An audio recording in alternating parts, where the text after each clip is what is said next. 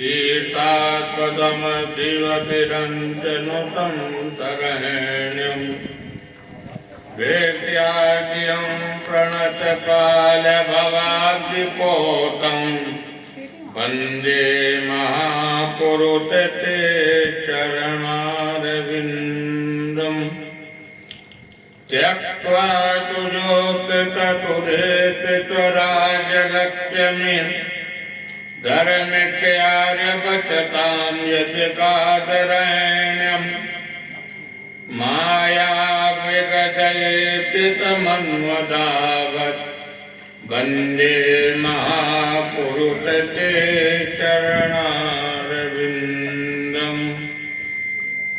वन्ति विभूतितकरार्णवधीरदावात् पीताम्बरातरुणबिम्बफलाधरोष्टात् पूर्णेन्दुतुन्दरमुखादरविन्द्रनेत्रात् कृष्णात् किमपि तत्त्वमहं न जाने कृष्णत्वदीयपङ्कजपञ्जरान्ते अद्यै विततु मानतराजहंस प्राणप्रयाणतमयेकपिपातपित्तो कण्ठावरोदनं विदौत्मयणं कुतस्ते नारायणं नमस्कृत्य नरश्चैव नरोत्तमम् देवीं सरस्वतीं व्यासं ततो जयमुदीरयेत् अज्ञानान्तिरान्धस्य ज्ञानाञ्जनशलाकया चक्षुर्मीलितं येन तस्मै श्रीगुरवे नमः। जय जय राधा रमण जय जय नवल किशोर जय गोपी चित चोर प्रभु जय जय माखन चोर। भक्त भक्ति भगवंत गुर चतुर बपु नाम एक इनके चरण बंदन किए विघ्न नाशत अनेक। भागवत भगवान की जय, वृंदावन बिहारी लाल की जय, उमापति महादेव की जय, सब संतन की जय, सब देवतन की जय। जय जय सीताराम जय जय राधे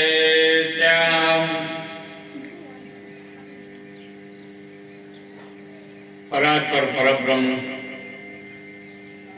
अकारण वर्णालय कल्पवांछित कल्पतरु विनंदित पीताम्बरधारी बालकृष्ण तुम्हारी कृपा के कारण गौतम परिवार में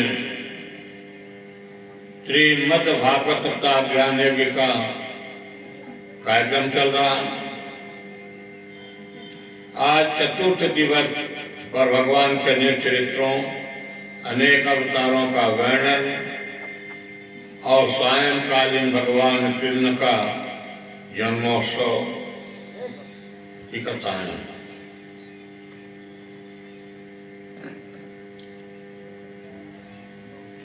महाराज परीक्षित जी ने सुखदेव जी से एक प्रश्न किया। समप्रिया ब्रह्मण भूतानां भगवान स्वयं हिंदित्यार्थे कथम दैत्यान् वदेत विष्णो यथा। महाराज परीक्षित जी महामंत्र सुखदेव जी के जिज्ञासा वर्ते प्रश्न करते हैं।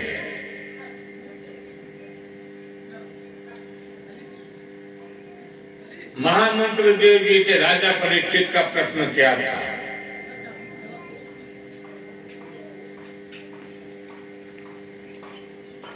कि भगवान अपने भक्तों की रक्षा करते हैं और दैत्यों का भगवान ने वध करते हैं।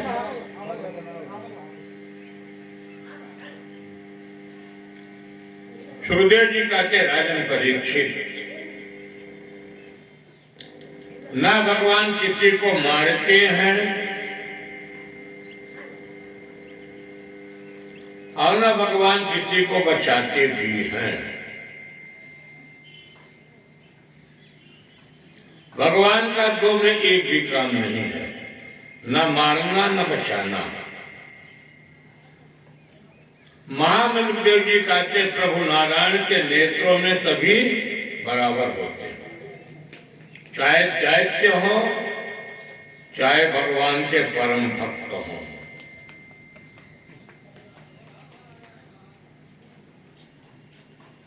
सुखदेव जी कहते हैं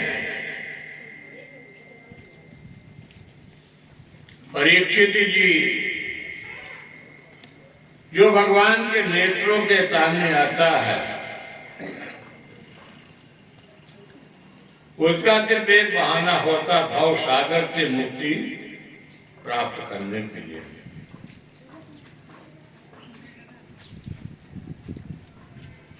सुखदेव जी राजा परीक्षित के प्रश्न का समाधान करते हुए कहते हैं कि दैत्यों में एक बहुत बड़ी खासियत है, सबसे ज्यादा चिंतन यदि कोई करता है तो दैत्य समाज के करते हैं,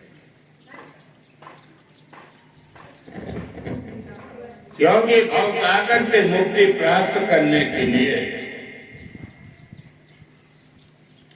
दैत्यों का चिंतन प्रभु नारायण के लिए हुआ करता है।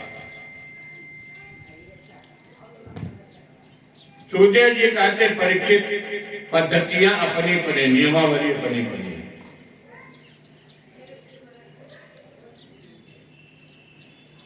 कोई भगवान को सामने भजन करता है, कोई रात्रि में करता है। जितने भी योगी सिद्ध पुरुष होते हैं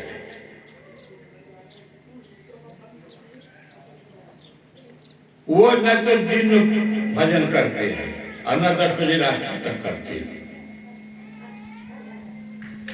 अब आप अपने मन में विचार करेंगे कि आखिर ये साधना कब करते होंगे। योगी सिद्ध पुरुष भगवान की साधना करते हैं 10 बजे रात्रि के बाद, एकांत गुफा में अपने बनाए रखते हैं, साधना कक्ष बना के रखते हैं और वहीं पर अपना साधना वो करते हैं। ठीक इसी प्रकार से दैत्यों की भी गति होती है। दैत्य सबसे ज्यादा जो चिंतन करते तो भगवान नारायण, इसमें भगवान एक शंका का समाधान करते हुए महाराज परीक्षित जी से बताते, परीक्षित जी आपके बाबा थे युधिष्ठिर महाराज जी, और युधिष्ठिर महाराज जी जब राजसूय यज्ञ प्रारंभ करते हैं उस राजसूय यज्ञ में प्रश्न ये खड़ा होता है कि पहले पूजा किसकी किया जाए। यदि आपके भागवत भगवान की कथा हो रही तो आचार्य परंपरा हर कार्यों में होती है, बड़े कार्य के लेके छोटे कार्य के सभी में आचार्य परंपरा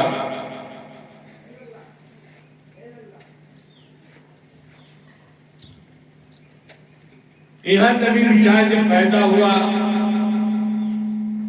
तो सभी ने एक मत से कहा देते हैं कि जहां पर भगवान नारायण है, कन्हैया है, कृष्ण जी हैं, वहां पर दूसरे की पूजा करने का कोई अर्थ नहीं होता है।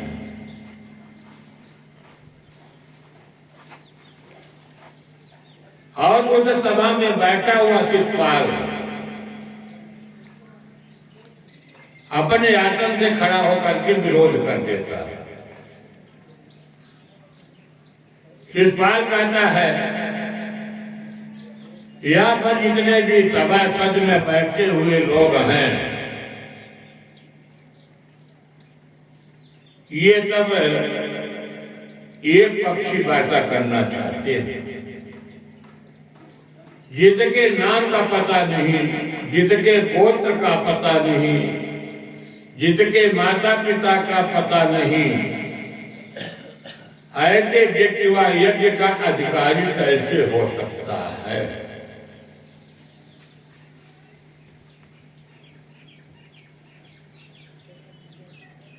सुखदेव जी कहते, परीक्षित, क्योंकि पांडवों के सामने भगवान नारायण के यदि कोई विरोध करता है तो पांडव कभी बर्दाश्त नहीं कर सकते।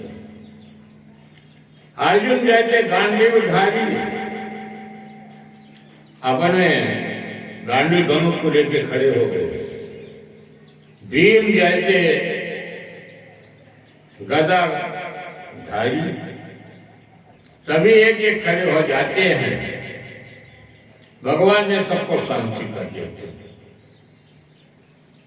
क्योंकि भगवान जानते हैं शिषपाल की मृत्यु न तो गांडीव धनुष से है, न शिषपाल की मृत्यु अर्जुन के हाथ में और न तो भीम के हाथ में है। वैसा वरदान प्राप्त किया है।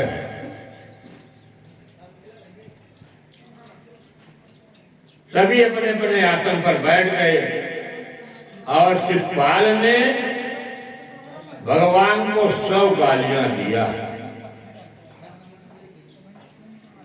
अब जैसे भगवान को 100 गालियां पूरा हो गया, सुखदेव जी कहते, परीक्षित, गाली तो देना ठीक है, पर उसके गाली के पीछे शायद मुक्ति का कारण भी है। वह बाह्य गाली नहीं दे रहा, अंतरात्माओं से वह चिंतन करता था। शिषपाल अपने मुक्ति के लिए अपने साधन को ढूंढ रहा था। जैसे भगवान को 100 गाली दिया, भगवान ने अपने सुदर्शन चक्र को आह्वान किया, उनके सिर का धड़ को अलग कर दिया। सुखदेव जी कहते, परीक्षित, जैसे उनका धड़ अलग हुआ, यह जो जीव है सभी के देखते देखते वह जीव जाकर के परमात्मा में स्वयं विलीन हो जाता है। जीव का परमात्मा के चरणों में स्थान प्राप्त हो जाता है। काम बेताद भयात इतने आजते व्यक्ति स्वरेर्बना आवे तदामेत्वा भावत तदगतिं जगता। सुखदेव जी कहते, राजन परीक्षित, नारद जी ने कहते हैं कि आज वह शायद मुक्ति प्राप्त करने का अधिकारी वह शिषपाल भगवान को एक गाली का माध्यम किया, पर वह चिंतन करता था, क्योंकि भगवान के नेत्रों में शिषपाल और शिषपाल के नेत्रों में साक्षात नारायण। कोई प्रेम से भगवान का भजन करता है, कोई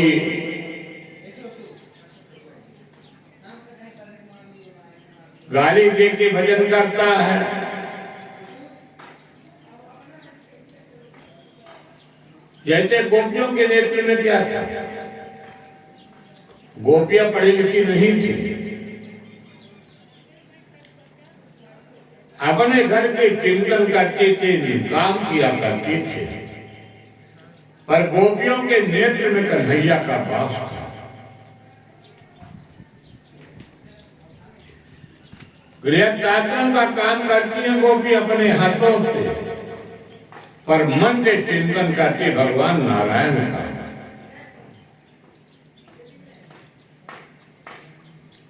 इसीलिए सुखदेव जी कहते राजन परीक्षित, शिवपाल अपने उद्धार करने के लिए भगवान नारायण को ही भजा। आवाज भगवान ने शिवपाल को उत्तम गति दे देते हैं।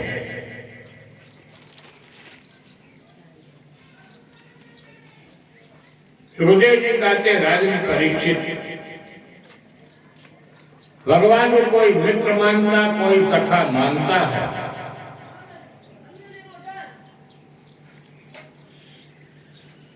और यही शिवपाल 3 योनियों में गया है।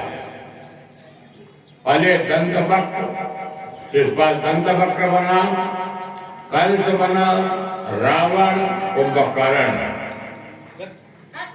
और यह 3 जन्मों से भगवान से शत्रुता कर रहा है। और 3 जन्मों से भगवान से शत्रुता करके और लास्ट में जाकर के शिवपाल ये भगवान ने मुक्ति कर देते हैं। सुखदेव जी कहते राजन परीक्षित, हिरण्यकश्यप, हिरण्याक्ष, ये भी बराबर भगवान से दुश्मनी करते हुए आ रहे हैं। आज भगवान स्वयं एक बहाना बनाते हैं भक्त प्रहलाद को। अब भक्त प्रहलाद को भगवान ने बहाना करके हिरण्यकश्यप को उद्धार करने के लिए भगवान को नरसिंह अवतार भी लेना पड़ा। सुखदेव जी कहते राजन परीक्षित, भगवान हिरण्याक्ष का वध 12 रूप लेके किया।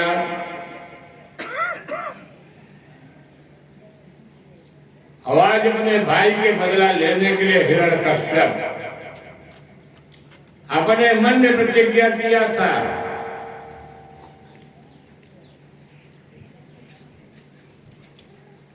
कि मैं तपस्या करूंगा, वरदान प्राप्त करूंगा, और वरदान बड़ा कठिन था और अजर अमर की वरदान लेना था। ब्रह्मा को प्रसन्न करके मेरी मृत्यु न हो, ऐसे हिरण्यकश्यप वरदान लेना चाहता।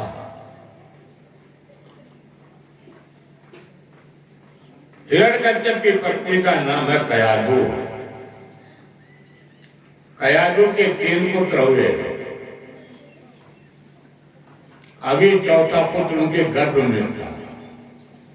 4था पुत्र का जब जन्म हुआ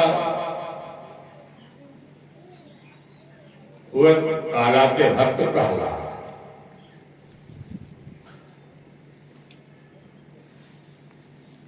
इधर हिरण्यकश्यप अपने मन में प्रतिज्ञा लेकर के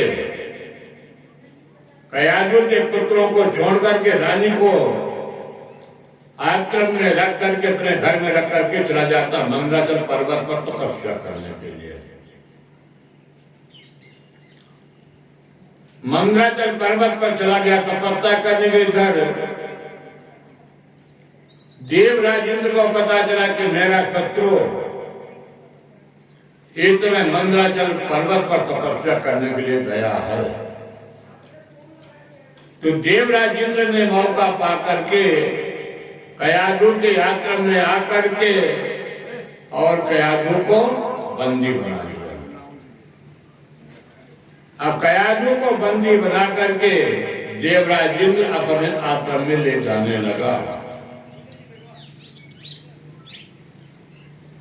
रास्ते में देवर्षि नारद जी से मुलाकात हो जाती है। और देवर्षि नारद जी ने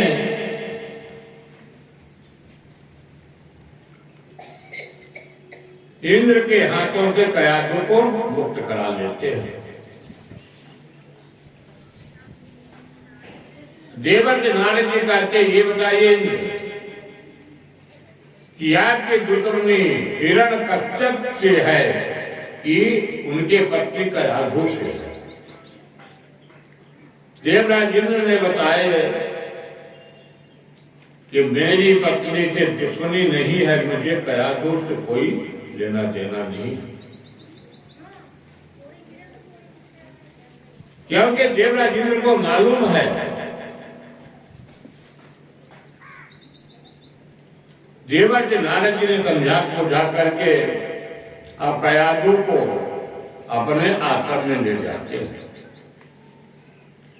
और आश्रम में ले जाकर के कयाधु को एक सुरक्षित स्थान दे देते हैं देवराज इंद्र ने।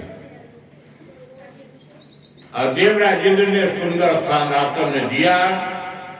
उस समय भक्त प्रहलाद जी गर्भावस्था में थे। भागवत धर्म का उपदेश देवराज इंद्र के मुक्त होने के बाद आश्रम में ले जाकर के कयाधु को भागवत धर्म की शिक्षा दिया गया। और वो तो भागवत धर्म की शिक्षा में मां के गर्भावस्था में आज भक्त प्रहलाद जी सारी शिक्षाओं को ग्रहण कर लिया। सब याद हो गया। इसलिए कहा जाता है जब जीव मां के गर्भावस्था में हो वो तो समय मां को सात्विक जीवन व्यतीत करना चाहिए, चाहे खान पान हो,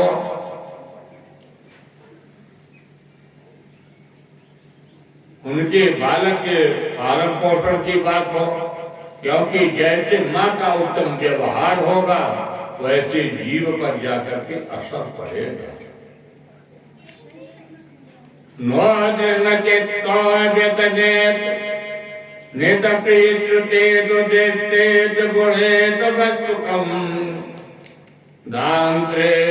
प्राण शरीरदि तदा प्रतांत कामो रहिता तुरो तुरः।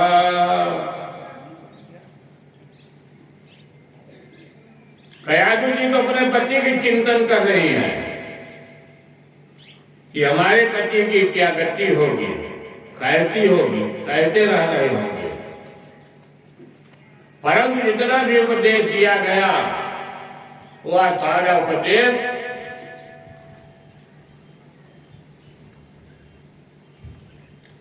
भक्त प्रहलाद जी मां के गर्भावस्था में स्वयं ग्रहण कर लिया। इधर मंदिराचल के तपस्या करके जब हिरण्यकश्यप लौटा और हिरण्यकश्यप लौट करके तपस्या करके आ जाता है। जब उनको पता चलता कि मेरी पत्नी तो देवराज इंद्र से मुक्त होकर के नारद जी के आश्रम में है और नारद जी के आश्रम से भी कयाधु को अपने आश्रम में लाया। समय आने पर भक्त प्रहलाद जी का जन्म हुआ। जैसे भक्त प्रहलाद जी का जन्म हुआ तो भक्त प्रहलाद जी तो अपने मां के गर्भावस्था में भगवान के नवदा भक्ति को ही कथा श्रवण कर चुके थे। धीरे धीरे जब भक्त प्रहलाद जी बड़े हुए, अब भक्त प्रहलाद जी जब बड़े हो जाते हैं तो अपने मन में चिंतन प्रभु के लिए करते हैं। और भक्त प्रहलाद अपने मन में चिंतन करते हुए ये करते चिंतन कि गोविंद से यह जीव का मिलन कब होगा।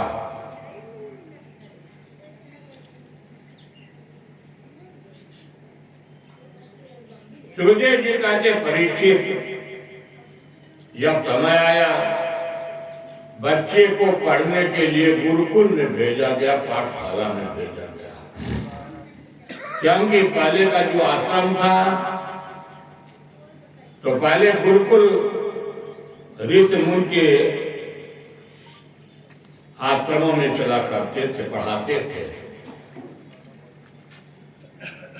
भक्त प्रहलाद जी को नवदा भक्ति गुरुकुल के मां के गर्भा में प्राप्त हो गया है। क्योंकि जब यह मन प्रभु के चरणों में लग जाता है, इसकी रात्रि की गांठ इतनी मजबूत हो जाती है वह टूटने से नहीं टूटती है। भक्त प्रहलाद के रत्ती की गांठ इतनी पक्की हो चुकी है कि वह है नाना प्रकार के उद्योग करने पर भी टूटने वाली नहीं। गुरुकुल में भेज दिया गया पढ़ने के लिए, षंड और अकर्म दैत्यों के गुरु हैं शुक्राचार्य के लड़के। आश्रम में बच्चे रहते हैं। भक्त प्रहलाद जी को तो शिक्षा की जरूरत नहीं है, फिर भी भक्त प्रहलाद जी शिक्षा पढ़ रहे हैं।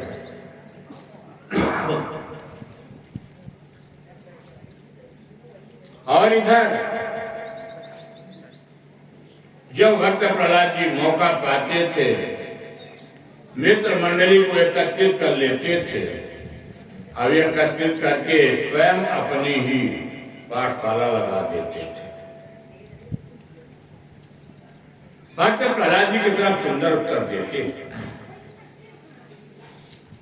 नवदा भक्ति किसको कहते हैं? श्रवणम कीर्तनम वृतनोत्मणम पाद सेवनम अर्चनम वंदनम तात सांख्यात्म निवेदनम। नवदा भक्ति है। भगवान की 9 प्रकार से भक्ति की जाती है। पहला श्रवण, गोविंद की कथा का श्रवण करना। पर जब कथा को आप चिंतन नहीं करेंगे, मनन नहीं करेंगे, अपने हृदय में नहीं उतरेगा तो कथा का स्वाद नहीं मिलेगा। दूसरी बात, भगवान का कीर्तन करना। कलयुग का सबसे बड़ा साधन है कीर्तन। कीर्तन में भी इतनी ताकत होती है कि जंगल के भालू शेर भी कान लगा करके खड़े हो जाते हैं, सुनते हैं। कीर्तन में इतनी ताकत हो जाती है। कीर्तन में अपने जीवन को परिवर्तन ला देती है। तीसरी भक्ति होती है स्मरण। हर परिस्थिति में रहो, किसी भी दशा में रहो, पर यह मन स्वतंत्र है। भगवान को ही स्मरण करते हुए चलो। जैसे गोपियां दधि मंथन करती थी और दधि मंथन करते हुए भी उनका जो मन था प्रभु के चरणों में लगा था।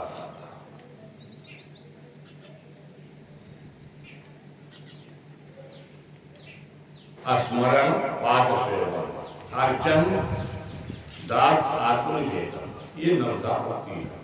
यानी लास्ट में भगवान का पुष्पार्चन करना चाहिए, भगवान के चरणों का वंदन करिए और भगवान के दास बनके भगवान की पूजा करना चाहिए। ये भगवान की नवदा भक्ति भक्त प्रहलाद जी ने बताया। और जैसे भक्त प्रहलाद के नवदा भक्ति बच्चों को उपदेश दिया, आगे देखिए दैत्य से नहीं होता। अपने जीवन में नवदा भक्ति को बालक उतारो। आईते से जाकर के जीवन का भाव सागर से मुक्ति मिलेगी। ऐसे भक्त प्रहलाद जी उपदेश देते हैं। सुखदेव जी कहते परीक्षित, भक्ति भी 2 प्रकार की होती है। एक सकाम भक्ति होती है और एक निष्काम भक्ति होती है। भक्ति भी 2 प्रकार की, सकाम और निष्काम। सकाम भक्ति कामना रहित होती है, अस्थायी होती है। इसके कोई मतलब नहीं है।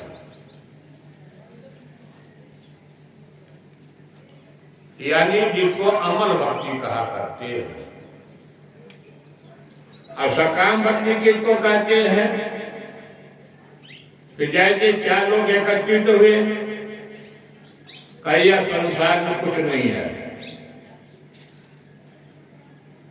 ये सब नश्वरवादी है, ये है।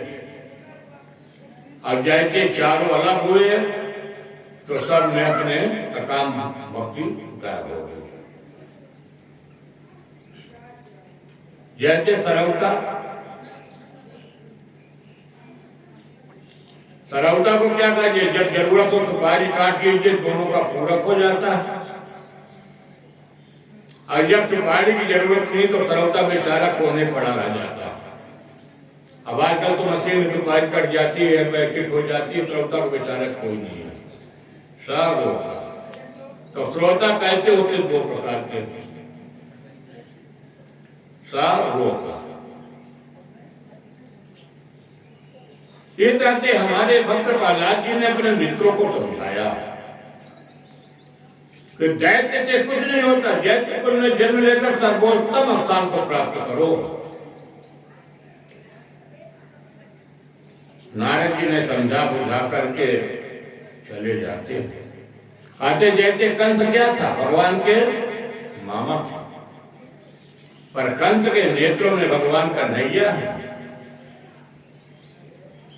क्योंकि कंस चलता फिरता, उठता बैठता खाता। नारद जी ने ऐसा उपदेश दिया था कि कंस के नेत्रों में भगवान नारायण ही दिखाई देते थे। शरीर भर बैठा था, स्थूल बैठा था, पर मन प्रभु के चरणों में कनेक्शन जुड़ जाए। इसको कहते हैं सकाम भक्ति, निष्काम भक्ति कहते हैं।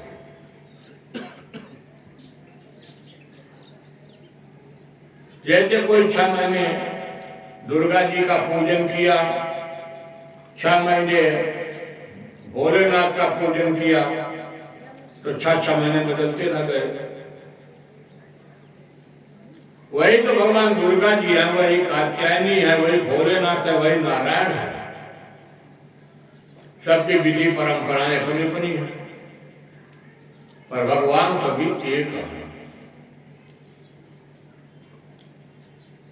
कोई महीने भर प्रयागराज में रुक करके डुबकी माँ गंगा में लगाया, और कोई गया और डुबकी लगाया और डुबकी लगा के चला, उसकी भी उतनी आस्था जुड़ी है। और जो महीने भर था उसकी भी उतनी नहीं आस्था है। सिर्फ इतनी अंतर है कि उसका प्रवास है और इसका अल्प प्रवास है।